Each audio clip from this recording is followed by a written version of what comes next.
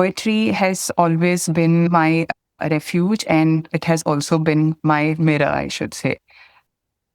For me, writing isn't just about taking a pen and putting it down on paper, but it is a way of survival for me. So today, when I look back at it, I realize how much of words can carry your emotions. When nothing else is working at that point, words kind of saved you. Like words can actually save a person. That vulnerability, that rawness, that is what makes poetry what it is. But when it comes to poetry, I don't think you can write a poem using AI tool because in poetry, the most important thing is an emotion. And I don't think AI has that emotion, a real emotion in it, which is necessary for a poet. So one reason like I told you before, the reason I write is not because I want to write and show to the audience that I can write, but the reason I write is because I cannot hold it in me.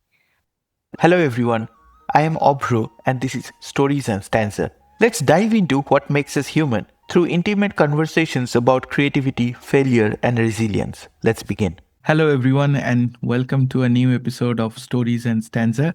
And today, as our guest speaker, I have Priyanka with me. Hi, Priyanka. Welcome to Stories and Stanza. Very nice to be here and be sharing this space. Thank you so much. In Stories and Stanza, I try to connect with creative people around the world and hear their stories, their challenges, their craft. And the main motivation is to share it with the world so that someone else can get to be familiar with our creative process. That is how Stories and Stanza was born. And as a writer myself, I've noticed that it is very hard for us to promote ourselves. So I created this space.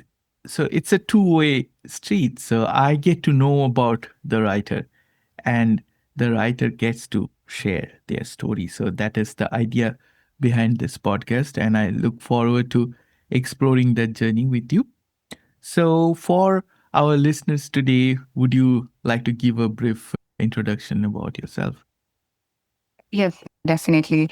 So, firstly, thank you for having me on this show. It's a great pleasure for me to be sharing this platform and talking about my work and also being here. I'm Priyanka and my pen name is Priyanzel. That's the pen name with which I write. I'm from Bangalore, India, and poetry has always been my refuge and it has also been my mirror, I should say. For me, writing isn't just about taking a pen and putting it down on paper, but it is a way of survival for me. In most of my poems, I bring about a bit of reflection about my own self. And poems for me sometimes is also like a prayer. That's how I write. And today I'm really grateful to be here and share my pieces of poems and my journey with you and all the audience of Stories and Stanzas. Thank you so much, Priyanka. I have interviewed many writers on this show. Every time I speak to a writer, I feel that there is a takeaway from the writer. There are people from different genre, and it's a whole new universe in a way that, when you get to know about their craft.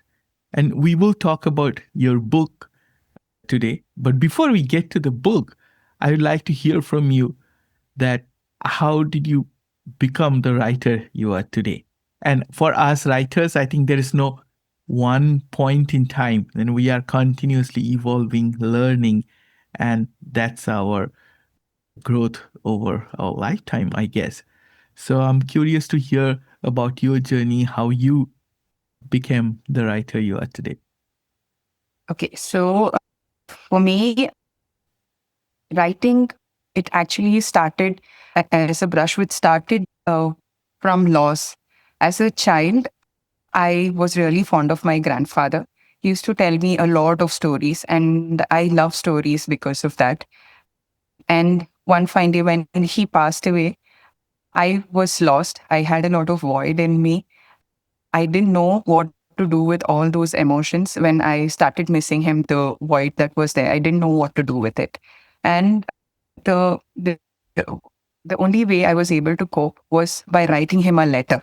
So in that letter which I wrote to him, I also wrote a poem. And that was my first, and that is how my writing journey started. So today, when I look back at it, I realize how much of words can carry your emotions. When nothing else is working at that point, words kind of saved you. Like words can actually save a person. It can be a tool which helps you cope. So, writing for me actually started with the loss of my grandfather. And after that, I started writing as a teenager also. I was writing a lot. I used to journal a lot. And through all these journals of mine, I used to also keep a notepad in which I used to write my thoughts that I was not able to share with a lot of other people. I am actually a person who's a selective introvert. I don't have many friends. And the only way I express is to my book. I write a lot about myself to know myself better also. And through these journals and through my notepads, I poetry is a form of writing that naturally came to me. I generally put the emotion first and then bring words to it, and then it becomes which I feel is my own. So that's how it started. And one of the poems which actually inspired me when I was in school, my English teacher thought they used to recite a lot of poems. We had poetry recitals where I was introduced to this poem called Silver by Walter de la Mare. So this was a beautiful poem, which I think I learned it before when I was 10, 12 years old. And in that poem, I remember how under moonlight, anything ordinary becomes extraordinary to the poet. So that is something that stuck with me, and I try to explore this form of writing when I write my notes. That is how it started for me. And through my life, writing has always been my companion. That is beautiful. It is true that writing is a coping mechanism. We always channel our inner pain or suffering through our words. In a way, it's a freedom. It gives us an insight, very liberating feeling when it comes to writing. I know you mentioned something when we first connected that you had this difficult periods of expressing yourself, sharing your poetic voice with the world, because these things are very intimate, very personal, very deep. And then when you share these words or you're writing with the world, it's like you are letting a lot of people into your personal space. And that is a challenge. I'm sure that challenge is faced by many writers on the world. I remember that I wrote a manuscript once a long time ago, and then one of my friend was turning into a publisher and he was happy to publish the book, but for some reason I had a cold feet and I canceled that project because I felt that I cannot go ahead and share this with the world. So I want to hear your story as to what do you feel about sharing and what is something you would suggest to others that could inspire them to share their creativity with the world. So I wasn't very confident about sharing my writing at first. It took a while for me also to gain that confidence. And I was firstly not looking for an audience to look at what I'm writing. But then came a point that I saw other people also posting a lot of their writings, sharing their journey through their writing. And it has been inspiring for me to see those things. Writing for me has never been neat. It is a vulnerable part of me that has been expressed on that piece. And I have not been very confident about sharing it because I was always worried about what people would say about it. Why do you want to share all this melancholic stuff on the internet? I generally used to publish my writing on my blog. Or I remember a few years ago, there was an app called Letters on which I had a community of people I was connected with to whom we could write letters to each other. and found a lot of inspiration. I found a lot of validation for my writing. The fear is always going to be there, but for me, it's been a process. I have a process. I put those things in emotion and then I go back to it. I edit it. I edit it several times to make sure it is polished. And over time, I've come to understand that the more you keep editing it, the it becomes polished, but the rawness is lost when you start writing for a certain audience. But when you write for yourself and stay true to your own emotion, I think that comes out better. And that raw form of writing is beautiful. And it's worth putting it out there. And I would say once it's posted, don't worry about the comments that you get. Even if one person is able to relate to that emotion or that phrase or that poem which has been put out has given a sense of hope to even one person, I think that is okay. That is so true. That vulnerability, that rawness, that is what makes poetry what it is. I would like to go and talk about your book, but what you said, it reminds me of something. With the rise of AI tools in the market today, a lot of times I read something and it gives me a feel that this is touched by AI or phrased by AI. It may be good to read, but that human touch is lost. What do you feel about keeping poetry alive, inspiring people? Why I'm saying this because I used Grammarly for a while, about 2 years ago, and then the AI stuff started coming, and then it was overwriting my own style. Did you mean this? Do you want to write that? And I said, no, I don't want you to change my writing style. You can tell me if I made a spelling mistake or a grammatical mistake, but do not take over my writing style. As a fellow creator, I wanted to hear your thoughts around that. Yes. So in my career, apart from writing, I'm a poet. I would like to call myself a marketer by day and a poet by night. So in the morning, I do a lot of writing, but this is not personal writing. This is a writing that I do for brands where we write things for a certain audience. And in that process, we do use a lot of AI based tools to make sure it is polished, it has no errors, and it is seamless. But when it comes to poetry, I don't think you can write a poem using AI tool because in poetry, the most important thing is an emotion. And I don't think AI has that emotion, a real emotion in it, which is necessary for poetry. It definitely, if you put your poem into it, it might polish the poem and give it back to you. But the essence of it, which is the emotion, that is something which AI can never write by itself or think for itself. That is still in the hands of the creator.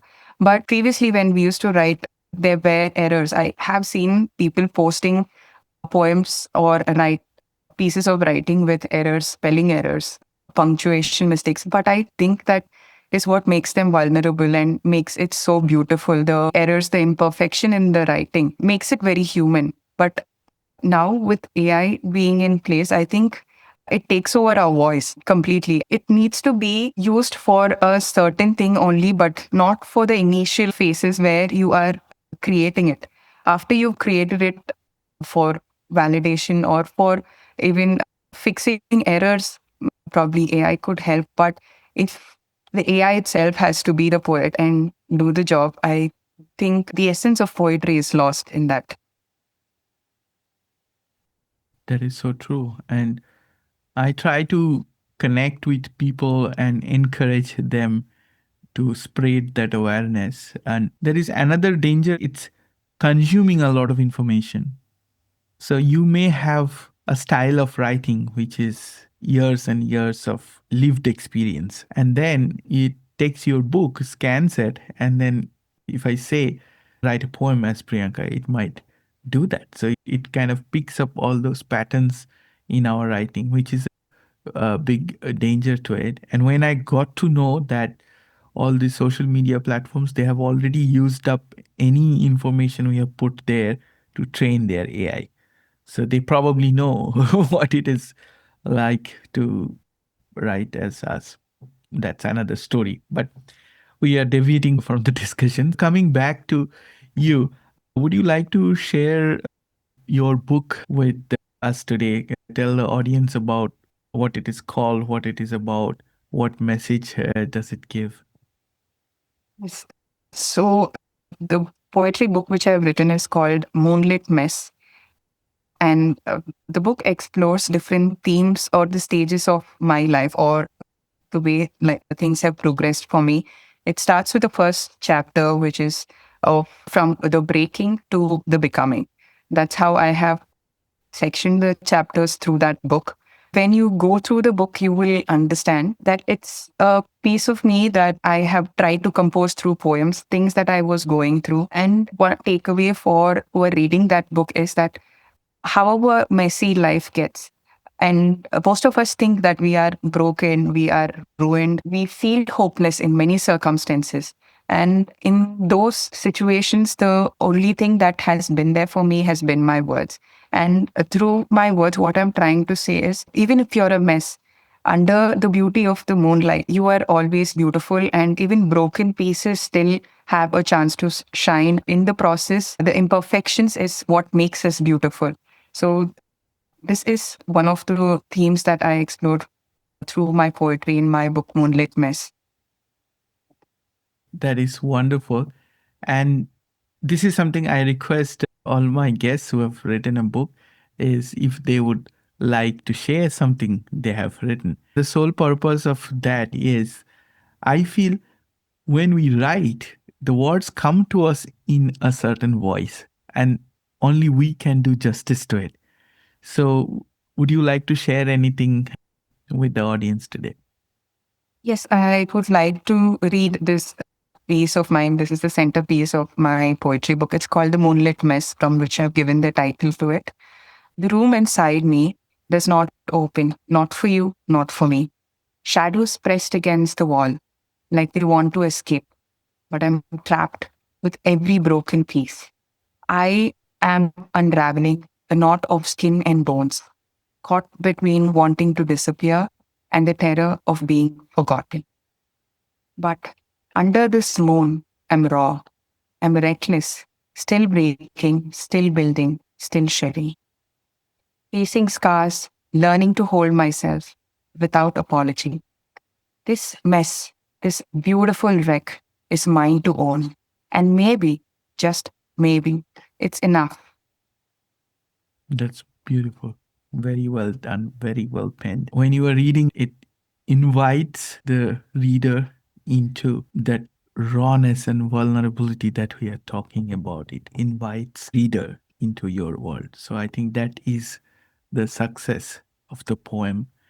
And I'd like to share with our listeners today that we will put the book link in our episode description. So if you like this discussion, if you want to check out the book, you can do so from the podcast itself. Coming back to the writing process, we talked about writing a poem, channeling our thoughts, our emotions, our rawness into words. But when you're talking about a book, I think that's a big milestone. You can write a poem, you can do all of that. But when you are thinking about writing a book, then that is often an overwhelming task. And especially when you have a day job, you have family, you have responsibilities, you have chores, and you have so many things. Do you want to share with us about how you wrote the book? What was your preparation? How long did it take? Did you have any challenges on the way? So, like I told, writing has never been a neat journey for me. I have been writing in every bits and pieces, and I don't sit down in one stretch to write it. I have a day job that I have to get to. I'm also a mother, and I have other duties as well, like most of us. And I am able to write only in the evenings when I get time after my child has gone to bed. So I scribble under the moonlight. Even during my teenage phase when I was writing, I think my writing has been about love. It has been about heartbreak, how utterly lost I have been. And through those situations, just putting it down on one note and I would forget about it. I used to explore many other forms of writing, like not just poetic verses, but also other forms like haikus and long free form of writing. This book, Moonlit Mess, didn't come up in a single day, or I didn't think I will write a book and suddenly start with it. It took time for me to understand that poetry is a kind of a calling that I had from the beginning, but I wasn't very confident about. Through the phase of my life, from being a teenager to becoming a mother, there has been a immense number of challenges for me with family, with parenting, with career. And I used to write every day. That is something I never missed out on, but I never really compiled that into a book. There came a point where I was stuck in a space where I felt I didn't know my own voice. I didn't recognize my own voice. That's when I thought I need to take my writing more seriously and try to find myself through it. That's when I started writing one poem each day for 21 days. And it was not an all new poem, but I took pieces of the poem from my past and put it into one single book in a way that it reads beautifully for me. So that's how the book started. And by the end of it, I did some edits and I self published it myself. That's how bits of poetry, a bit of the fragmented lines, they came together and became the Moonlit Mess.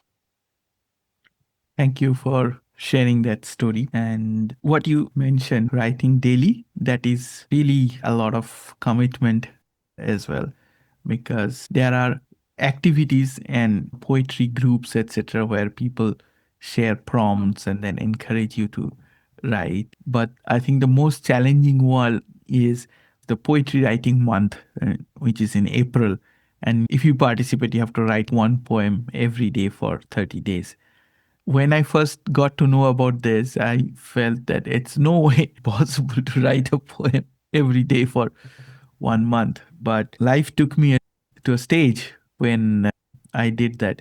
And I've taken that challenge a few times. I think it has been a very liberating exercise. I want to hear something about your writing process as to what happens when you have a writer's block. Like you are talking about continuity in your practice and building poetry into your life. But what if you reach a stage when you cannot write anymore? Do you take a break? Do you try to do something else to motivate yourself? Or do you try to find a prompt? What works for you? And what, if there is something interesting there that you would like to share with us today? So, one reason like I told you before, the reason I write is not because I want to write and show to the audience that I can write, but the reason I write is because I cannot hold it in me. So, writer's block hasn't been a challenge when I'm writing like this, but when it comes to a more formal thing of me wanting to write a book, words don't flow that easily. I do have a block that is a part of the process. The page is blank and you don't know what emotion to start with. So one way that I start writing is I go back and refer to my old notes, my old experiences from which I can take something and create it into a piece. That is one way of going about it. And I listen to music when I'm writing, and the emotion that the track or the music track gives me, that also inspires me to write. But the first and foremost thing is to take that pen or to start with that empty doc and start typing that words in. Even if it doesn't make sense, once you start writing, it comes in, it becomes something. But the biggest challenge is to not be afraid of that block, but to write through that process. And as you write, you will find techniques of how to overcome that block. It is either through your own life experience, notes that has been made, or even through reading a lot of things, you get inspired. If you're writing a few pieces, it's important that you also read several other pieces to be able to write well. The first and foremost thing for me when it comes to writing poems, not other kind of writing, is because I cannot hold back. I want that emotion out, and that's how I write. Poetry prompts, I've taken it as a challenge to write about it. But what has worked really well is listening to music and referring back to my own journal and my notes to form it into a piece of poem. I asked you because different people follow different sort of writing techniques, and the writing prompts are a very interesting aspects. As you were saying, I also think that when you are in a space where you are not able to write, it's probably best to be at peace with that stage and let the emotions come on its own and then write again, as opposed to forcing ourselves to write into a discipline. I think we talked a fair bit about creativity and what made you the writer. Do you want to talk about some of the challenges of writing or continually writing? You have published your book, you are at peace with your poetry, but are there places that, of course, if you like to share with the audience today, is what are the challenges in writing or in creativity, and if there is something you think could help others as well? Sure. My biggest challenge is finding time to actually sit down and write down. And I've not been able to write in the daytime when everyone is functioning around me and there are a thousand things for me to, thousand tasks for me to accomplish. At even but there have been times where I scribble notes even during points like this because I am not talking about it to a friend or ranting about a problem. I'm probably ranting about it in my own notepad. And later, I would actually take that to the next level, turn it into something. The biggest challenge has been finding that time to write, being very disciplined with that, having a particular time in which I can write in the daytime.